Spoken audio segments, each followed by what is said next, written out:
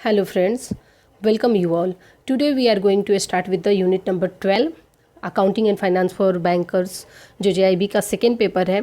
इसका chapter number 12 है। It will cover bills of exchange. इसका फर्स्ट पार्ट हमने देखा जिसमें हमने बिल्स ऑफ एक्सचेंज का डेफिनीशन, चेक का डेफिनीशन, प्रोमिसरी नोट का डेफिनीशन देखा और bills of exchange and promissory note में डिफरेंस देखा हमने, bills of exchange and cheque में डिफरेंस देखा।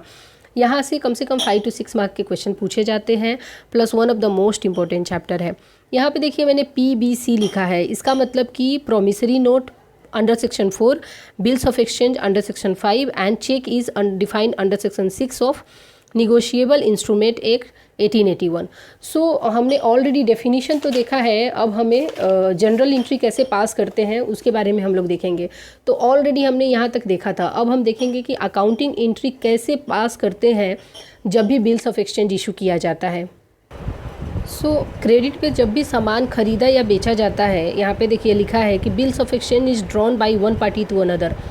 जब भी एक पार्टी ने बिल्स ऑफ एक्सचेंज बनाया दूसरे पार्टी के लिए तो दूसरा पार्टी उसे एक्सेप्ट करना चाहिए, तभी वो लीगल डॉक्यूमेंट के रूप में माना जाएगा। और इसकी एंट्री ड्रॉवर प्लस ड्रॉवी, मतलब जो क्रेडिटर है और जो डेटर है दोनों के बुक में उसकी एंट्री होगी। पहला एग्जाम्पल हम देखते हैं कि मिस्टर ए ने एक बिल बनाया 10,000 का, मतलब यहाँ पे ए जो है वो क्रेडिटर है, ए ने कुछ सामान बेचा।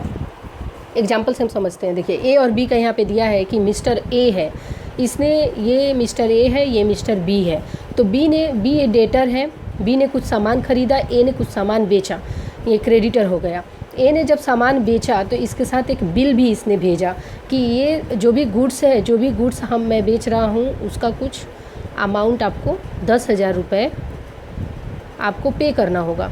तो ए तो साइन करके बी के पास भेज दिया, ड्रॉवर है ये, इसने बिल बनाया इसीलिए इसको ड्रॉवर कहा जाएगा। बिल इसने लिखा, बनाया, maker of bill of exchange is a. तो इसने ड्रॉ किया बिल 10,000 का। अब बी क्या करेगा कि गुड्स चेक करेगा, उसके पास आया तो, और अमाउंट बराबर है क्या वो चेक करेगा। अगर बराबर है, सारी चीज़ें ठीक है, तो ये एक्सेप्ट करेगा बिल को, बिल ऑफ एक्सचेंज को साइन करेगा और फिर इसको रिटर्न कर देगा ए के पास। ठीक है, तो यहाँ पे वही आपको बताया गया है कि A draw a bill on B, 10,000 rupees का बिल, और बी एक्सेप्ट किया और ए को रिटर्न कर दिया। तो इसकी एंट्री हम कैसे पास करेंगे, ए और बी दोनों के बुक में कैसे पास करेंगे।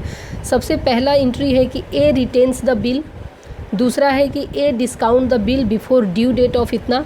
मतलब सबसे पहला है कि ए को बिल मिल गया और उसने बिल एक्सेप्ट कर लिया, बी ने एक्सेप्ट करके ए के पास भेजा, ए ने उसको अपने पास रिटेन कर लिया, तो क्या एंट्री आएगी। अगर ए ने उसको मैच्योरिटी के पहले डिस्काउंट करा लिया बैंक में जाके तो क्या होगा, या ए ने उसको बैंक में कलेक्शन के लिए भेजा तो क्या होगा। अदरवाइज ए ने किसी थर्ड पार्टी सी को उसको ट्रांसफ़र कर दिया, इंडोर्स किया, तो उसकी एंट्री कैसे होगी। आप सिंपल सबसे पहले ये समझिए, अकाउंटिंग एंट्री पास करते समय, आप जनरल एंट्री पास करते समय आपको ये ध्यान में रखना होता है कि गोल्डन रूल याद रखना होता है, और दूसरी बात ये ध्यान में रखना होता है कि ये जो भी अकाउंट्स है उसका एक क्लासिफिकेशन है, वो मैं आपको यहाँ पे एक बार दिखा देती हूँ। क्लासिफिकेशन ऑफ अकाउंट हमने ऑलरेडी देखा था कि उसका ट्रेडिशनल अप्रोच होता है, पर्सनल अकाउंट होता है, इम्पर्सनल अकाउंट होता है। पर्सनल में नेचुरल, आर्टिफिशियल, रिप्रेजेंटेटिव। यहाँ पे इसको दिखाने का मेन मोटो यही है कि आपको यहाँ पे पर्सनल में आपने देखा होगा कि ह्यूमन बींग्स जैसे राम, श्याम, मोहन, संतोष, कैपिटल अकाउंट। इसके अलावा यहाँ पे डेटर और क्रेडिटर लिखा है। ये डेटर और क्रेडिटर का आपको यहाँ पे बहुत यूज होने वाला है, क्योंकि जिसने कर्ज लिया उसका अकाउंट और जिसने कर्ज दिया उसका अकाउंट। जब भी bills of exchange promissory note की बात आएगी तो उस समय डेटर अकाउंट और क्रेडिटर अकाउंट, और ये ध्यान में रखिएगा कि ये पर्सनल अकाउंट होता है, इसीलिए इस पे golden rule of personal account का ही एप्लीकेबल होगा।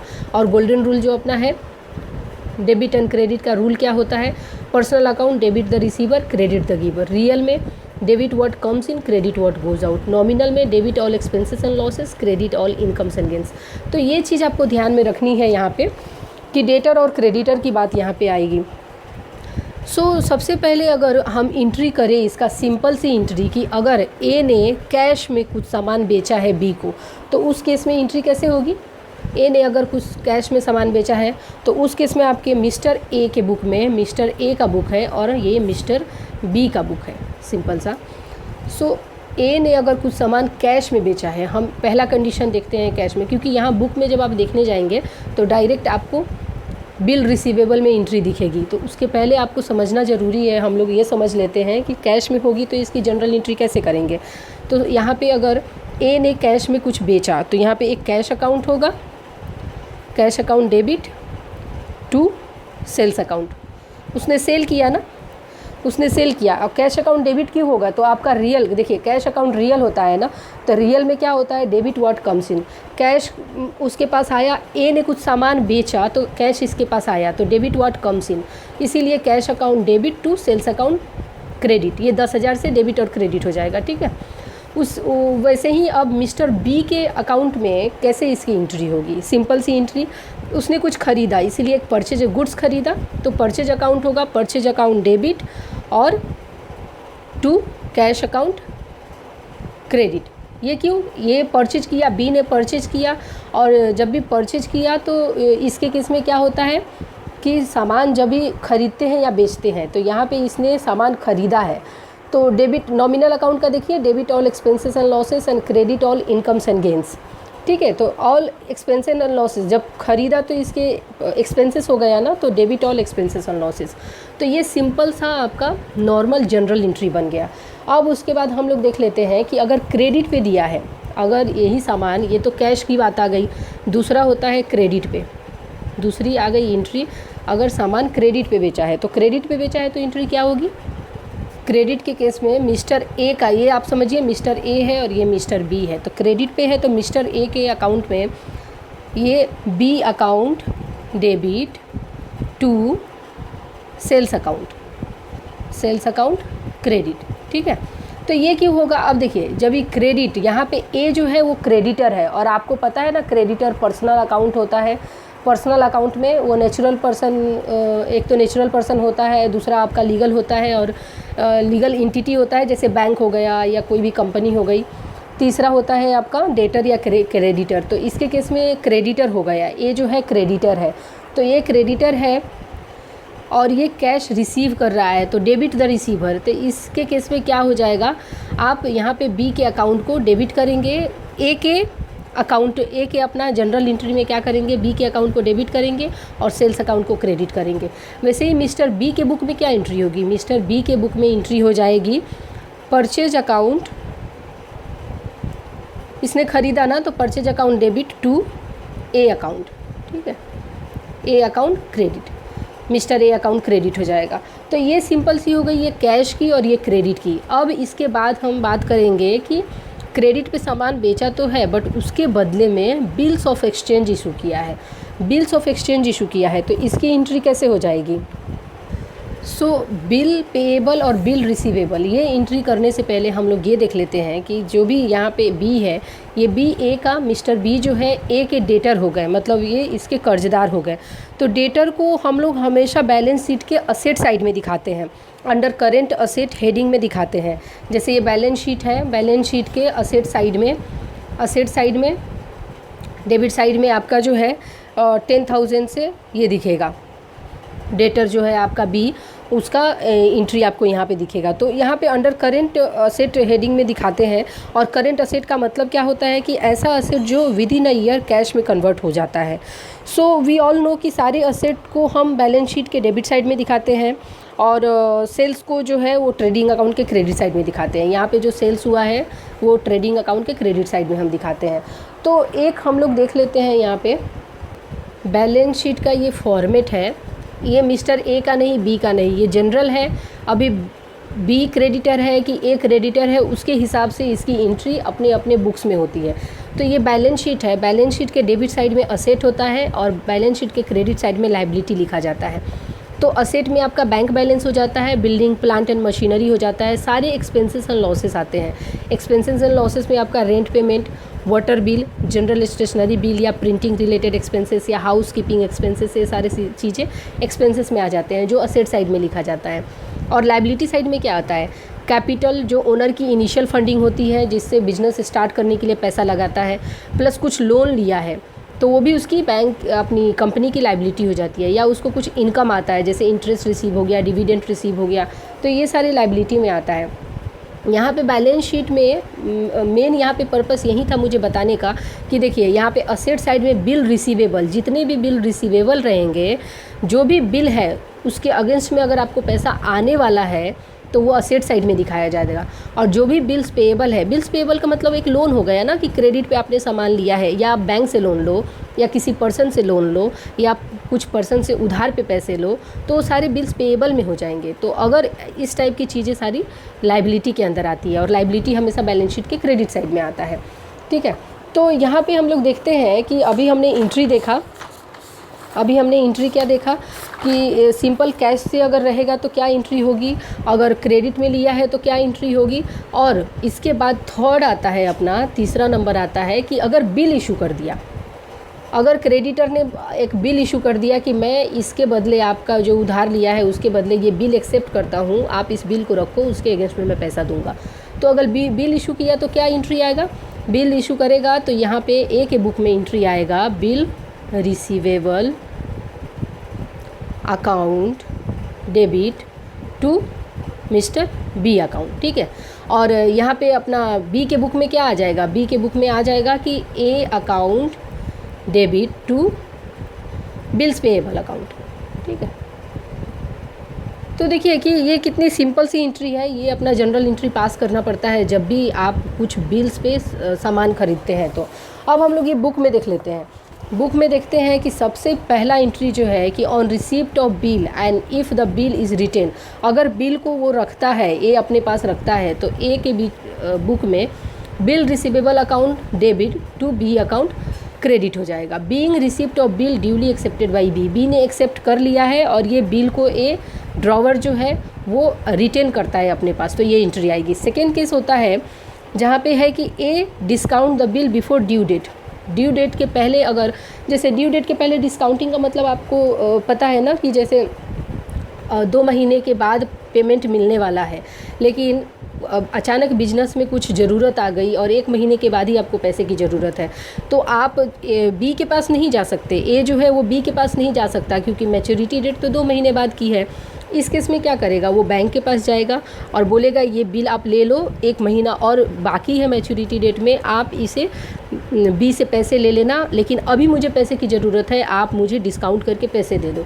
तो बैंक कुछ चार्जेस कट करेगी, जैसे यहाँ पे देखिए कैश अकाउंट डेबिट 9800 और डिस्काउंट 200 रुपये डिस्काउंट पे जो है इसको बिल 200 रुपये का डिस्काउंट के बाद इसको 9800 उसको कैश मिल गया। सो ए के बुक में ये एंट्री हो जाएगी कि कैश अकाउंट 9800 से डेबिट। यहाँ भी वही गोल्डन रूल अप्लाई होगा। कैश अकाउंट का क्या होता है, रियल अकाउंट का डेबिट व्हाट कम्स इन, तो मतलब 9800 रुपये बैंक इसको दे देगी, तो डेबिट व्हाट कम्स इन, तो इसके लिए कैश अकाउंट डेबिट होगा और डिस्काउंट अकाउंट भी इसी के पैसे में से गया ना 200 रुपये, तो ये डिस्काउंट अकाउंट में 200 की एंट्री हो जाएगी और टू बिल रिसीवेबल अकाउंट में 10,000 की एंट्री हो जाएगी। ठीक है, और इसके केस में बी के केस में क्या करेगा, अभी देखिए बिल डिस्काउंटिंग तो ए ने किया, बी उसकी एंट्री क्यों करेगा, बी को तो कुछ मालूम नहीं है कि वो बिल के साथ ए क्या कर रहा है, इसीलिए बी के बुक में कुछ एंट्री नहीं होगी। जब आप यहाँ पे देखेंगे तो बी के बुक में सेकेंड कंडीशन में कुछ एंट्री नहीं होगी। अब थर्ड क्या आता है, थर्ड ये बोलता है A send a bill to his bank for collection, अगर वो बैंक के पास कलेक्शन के लिए भेजता है, इस केस में क्या होगा।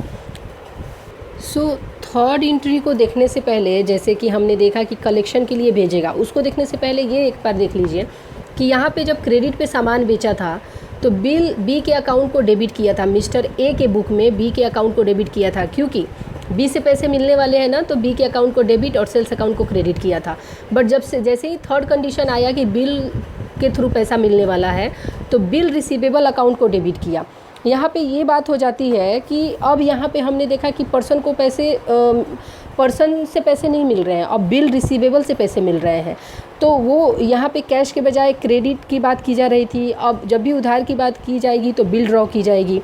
अब यहाँ से बी से पैसे नहीं मिलने वाला, बल्कि बिल ड्रॉ की गई है, बिल बनाई गई है, उससे पैसे आएगा, तो उस बिल को डिस्काउंट करके भी पैसा लिया जा सकता है। आगे हम लोग देखेंगे कंडीशन की वो भी है, इसलिए यहाँ पे एंट्री आ गई थी कि bill receivable account debit to mister B account. यहाँ बी अकाउंट डेबिट में था देखिए यहाँ पे बी के अकाउंट डेबिट में था और यहाँ पे बिल रिसीवेबल अकाउंट अब डेबिट में हो जाएगा। तो बी के जगह हमें बिल रिसीवेबल अकाउंट से पैसे मिलेंगे, तो तो मतलब इसका मतलब ये हुआ कि जिसे बिल से पैसा मिलेगा वो बिल रिसीवेबल कहलाएगा, यूज करता है। और जिसे पैसे देने हैं, जैसे यहाँ पे देखा हमने कि जिसे पैसे पे करने हैं वो बिल पेएबल अकाउंट यूज़ करता है। जिसने परचेज किया है उसको पैसे पे करने हैं तो बिल्स पेएबल यूज करेगा। जिसको पैसे रिसीव होगा वो बिल्स रिसीवेबल अकाउंट यूज़ करेगा। थर्ड कंडीशन में हम लोग बात कर रहे थे कि बिल सेंड फॉर कलेक्शन। इसका मतलब है कि ऐसे केस में एक टेम्पररी अकाउंट ओपन करेंगे। यहाँ पे देखिए bank for bill collection account, यहाँ पे बिल कलेक्शन अकाउंट एक ओपन करेंगे, इसका नाम है बिल कलेक्शन अकाउंट, और ये जो डेबिट में जाएगा और बिल्स रिसीवेबल अकाउंट क्रेडिट हो जाएगा। यहाँ बिल रिसीवेबल अकाउंट क्रेडिट इसलिए होगा क्योंकि इस बिल से पैसा मिलने वाला है, इसलिए ये क्रेडिट में हो जाएगा। ठीक है, फिर फोर्थ कंडीशन हम देख लेते हैं कि अगर ए ने सी को इंडोर्स कर दिया, सपोज कि ए ने सी से कुछ ख़रीदा है, अब उसने सी को इंडोर्स कर दिया, तो इसके केस में क्या बनेगी, इसके केस में मिस्टर ए के बुक में ये एंट्री आएगी कि C account debit to bill receivable account credit, 10,000 से ये क्रेडिट हो जाएगा।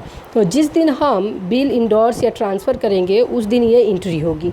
तो इसके केस में अगर ए के बुक में हो गया, लेकिन अब देखिए कि बोला है कि बी के बुक में क्या एंट्री होगी, बी के बुक में कुछ एंट्री नहीं होगी, क्योंकि बी को मालूम नहीं है कि वो बिल जो मैंने साइन करके ए को वापस किया है उस बिल के साथ वो ए डिस्काउंट करा रहा है कि तीसरे पार्टी को दे रहा है कि क्या कर रहा है, वो सब बी को कुछ मालूम नहीं है। इसलिए बी के बुक में सिर्फ एक ही एंट्री होगी स्टार्टिंग वाला कि उसने परचेज किया है और बिल इशू हुआ है, उस बिल के बदले बी को पैसा देना है। अब हम लोग नेक्स्ट देखते हैं।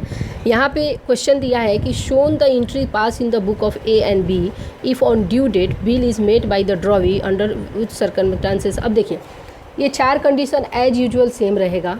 यहाँ पे ये बोला जा रहा है कि जो बिल बी ने एक्सेप्ट करके ए को वापस किया था, ये सेकेंड एग्जाम्पल देखने से पहले हम लोग ये देखते हैं कि यहाँ पे इंडोर्समेंट के केस में हमने देखा कि बुक के ए के बुक में एंट्री तो हो गई कि C account debit to bill receivable account, ठीक है, लेकिन मिस्टर सी के अकाउंट की एंट्री यहाँ पे दिया हुआ नहीं है। तो मिस्टर सी के अकाउंट में क्या एंट्री होगी वो देख लेते हैं। मिस्टर सी के अकाउंट में, मिस्टर सी के बुक में ये एंट्री होगी कि bill receivable account debit to mister A account, ठीक है, तो क्रेडिट।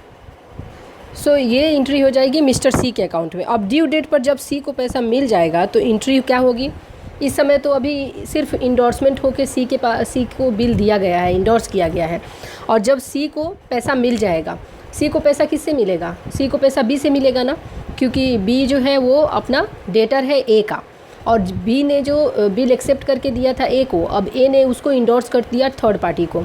तो सी को जैसे ही पैसा मिल जाएगा तो अब सी क्या एंट्री करेगा, पैसा मिलने के बाद, कैश मिलने के बाद अब सी एंट्री करेगा, या तो उसको कैश मिलेगा या तो बैंक अकाउंट से मिलेगा, ठीक है, कैश या bank account debit to bill receivable account, receivable account credit, ठीक है। तो ये एंट्री सी की हो जाएगी। उसके बाद हम लोग देख लेते हैं कि ये नेक्स्ट क्वेश्चन क्या बोलता है। अगर बिल का पैसा मिल जाता है ए को, ये चारों कंडीशन में हम देखेंगे कि ए को जब पैसा मिल जाता है तो ए के बुक में क्या एंट्री होगी, बी के बुक में क्या एंट्री होगी। सिंपल सी एंट्री आएगी, जैसे ही उसने पैसा मिल गया तो कैश अकाउंट डेबिट, कैश क्योंकि रिसीव हुआ, और कैश आपको पता है कि रियल अकाउंट है तो डेबिट व्हाट कम्स इन, तो कैश रिसीव होता है ए को तो कैश अकाउंट डेबिट, और बिल रिसीवेबल अकाउंट क्रेडिट हो जाएगा। उसके बाद सेकेंड का केस आता है कि जब डिस्काउंटिंग करेगा तो when discounting bill is made, तो इसके केस में एंट्री नहीं होगी। सो एंट्री क्यों नहीं होगी, एंट्री इसलिए नहीं होगी क्योंकि ये क्वेश्चन क्या बोलता है कि जब बिल के पैसे मिल जाते हैं, मतलब ए को क्रेडिटर को बी से पैसे जब मिल जाते हैं तो उस केस में या तो कैश मिला तो ये एंट्री हो गया, अदरवाइज डिस्काउंटिंग में के केस में अभी पैसे मिल जाएंगे तो डिस्काउंट कहाँ से करेगा, बिल का पैसा तो मिल गया।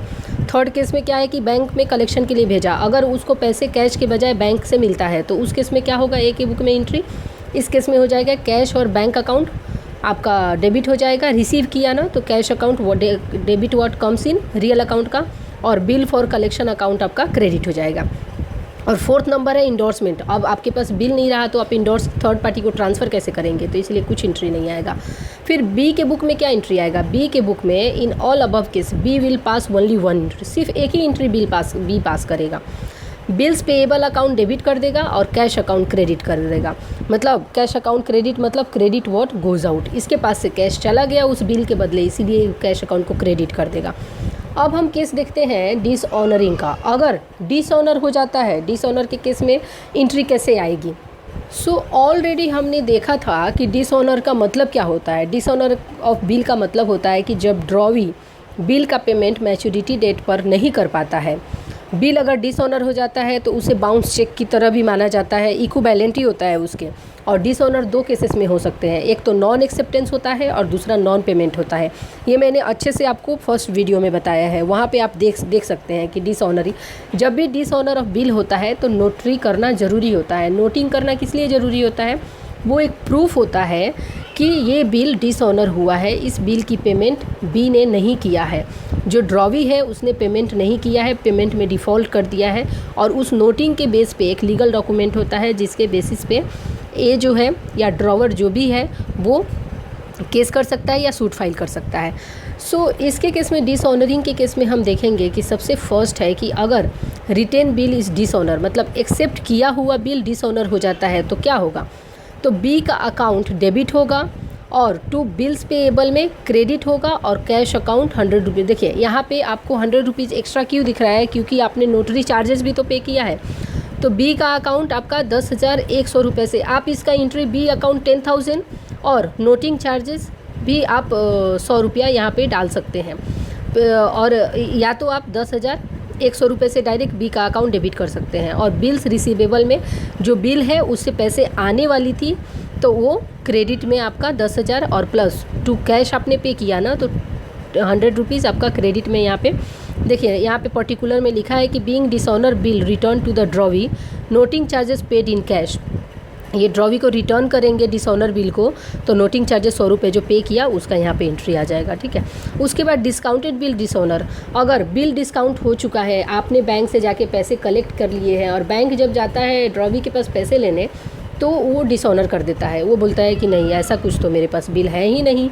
तो उस केस में क्या होगा, इस केस में आपका ए के बुक में क्या एंट्री होगी, बिल्स रिसीवेबल अकाउंट 10,000 से डेबिट हो जाएगा, नोटिंग चार्जेस भी 100 रुपया लगेगा और कैश अकाउंट 10,100। दो केस आएंगे।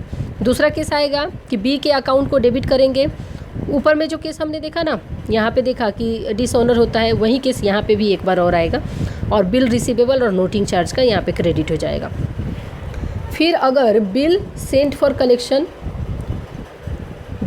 टू बैंक फॉर कलेक्शन और डिसऑनर हो गया, अगर आपने कलेक्शन के लिए भेजा और वो डिसऑनर हो गया तो उस केस में भी दो एंट्री बनेगी। सबसे पहला है कि in this case banker will pay noting charges and A will have to pay the same to the bank. यहाँ पे बैंक नोटिंग चार्जेस पे करेगा और ए जो है वो पे करेगा बैंक को। तो यहाँ पे बिल रिसीवेबल अकाउंट आपका 10,000 से डेबिट हो जाएगा, नोटिंग चार्जेस 100 रुपये से डेबिट हो जाएगा और कैश अकाउंट 100 रुपये से और 10,000 से क्रेडिट हो जाएगा। Being dishonour of bill sent to bank for collection and noting charges paid by them, तो ये आपका ये एंट्री आ जाएगा। फिर बी अकाउंट को डेबिट करेंगे 10,100 से और ए के बुक में ये सारी एंट्री हो रही है और नोटिंग चार्जेस भी आपका क्रेडिट में जाएगा। जब इंडोर्स बिल डिसऑनर हो गया, आपने किसी थर्ड पार्टी को दे दिया है और उस केस में इंडोर्समेंट के केस में आपका डिसऑनर हो जाता है तो फिर आपकी ये एंट्री आ जाती है। सो और ड्रॉवी के बुक में, बी के बुक में क्या एंट्री होगी, बी के बुक में देखिए कि बिल पेएबल, नोटरी चार्जेस और ए का अकाउंट क्रेडिट हो जाएगा, ठीक है। अब हम लोग नेक्स्ट देखते हैं retirement and renewal of bill. तो रिटायरमेंट और रिन्यूअल का मीनिंग हमने समझा था कि रिटायरमेंट और रिन्यूअल क्या होता है, तो उसके बारे में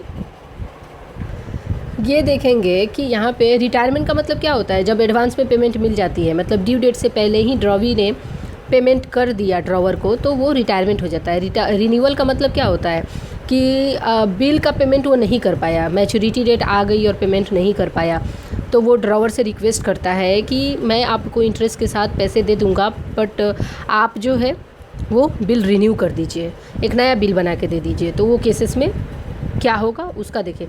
तो यहाँ पे देखिए, यहाँ पे देखिएगा कि 10% का इंटरेस्ट रेट भी लगाया है। जो भी यहाँ पे 4,000 रुपये दिए हैं उसके ऊपर 10% का इंटरेस्ट रेट भी लगाएगा और उसके बाद उसको रिन्यू करके देगा। तो उसकी एंट्री आप यहाँ पे देख लीजिएगा कि कैसे होगा। ज़्यादा कुछ इसमें है नहीं और इतना डिटेल में भी पूछते नहीं है, सिर्फ कॉन्सेप्ट है। एक बार देखेंगे तो समझ में आ जाएगा कि इसकी एंट्री कैसे हुई है। उसके बाद यहाँ पे 5th नंबर इलस्ट्रेशन दिया है, ये भी आप देख सकते हैं 6 नंबर। उसके बाद हम लोग देख लेते हैं अकोमोडेशन बिल क्या होता है। अकोमोडेशन बिल का एक लाइन में अगर क्वेश्चन आएगा तो ये होता है कि म्यूचुअली हेल्प करके जिस बिल का पेमेंट हो जाता है उसको अकोमोडेशन बिल कहा जाता है। तो bills of exchange are meant for financing actual transaction in goods. Bills are drawn by seller creditor on debtor to receive his due. Thus, there is some consideration for drawing bill. In accommodation bill, there is no debtor-creditor relationship between the parties concerned.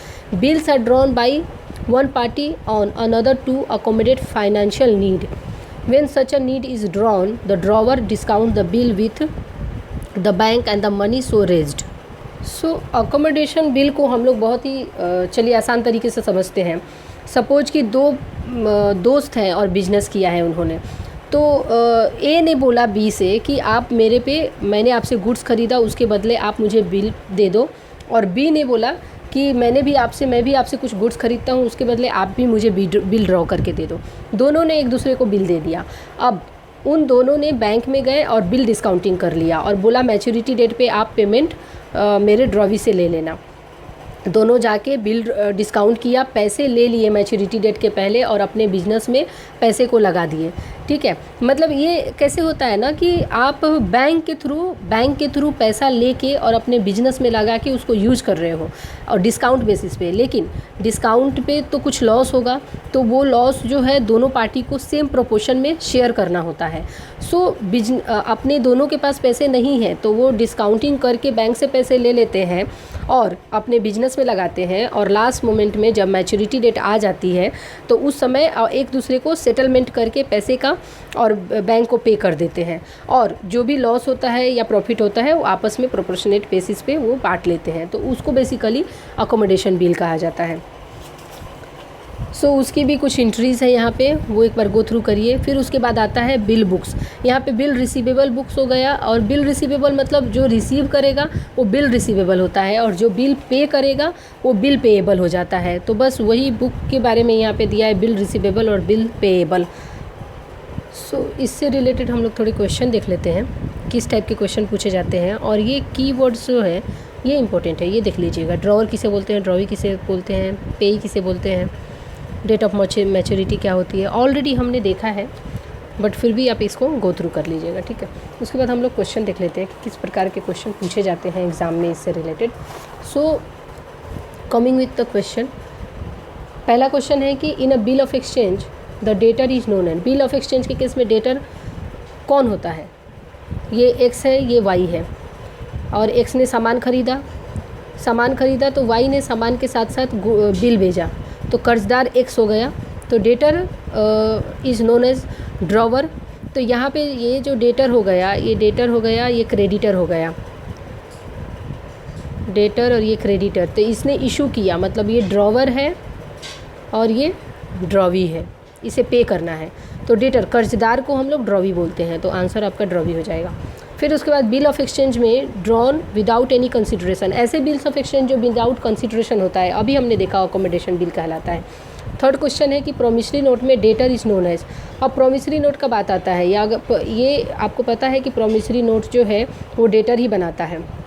तो इसने सामान लिया और एक bill promise किया कि मैं एक प्रॉमिसरी नोट बनाया और ये प्रॉमिस किया कि मैं आपके पैसे वापस कर दूंगा। तो ये प्रॉमिसरी नोट का मेकर जो है, यहाँ पे वर्ड ड्रॉवर यूज़ करना सही नहीं होगा। ड्रॉवर हम लोग बिल्स ऑफ एक्सचेंज के केस में यूज़ करते हैं, तो यहाँ पे मेकर होता है। तो प्रॉमिसरी नोट में डेटर को हम लोग मेकर बोलते हैं। अभी यहाँ पे देखिए ड्रॉवर और मेकर, 1 मार्क्स या 0.5 मार्क्स आपके ऐसे ही चले जाएंगे। तो ये ध्यान में रखिए कि प्रॉमिसरी नोट बनाने वाले को हम लोग मेकर के नाम से जानते हैं।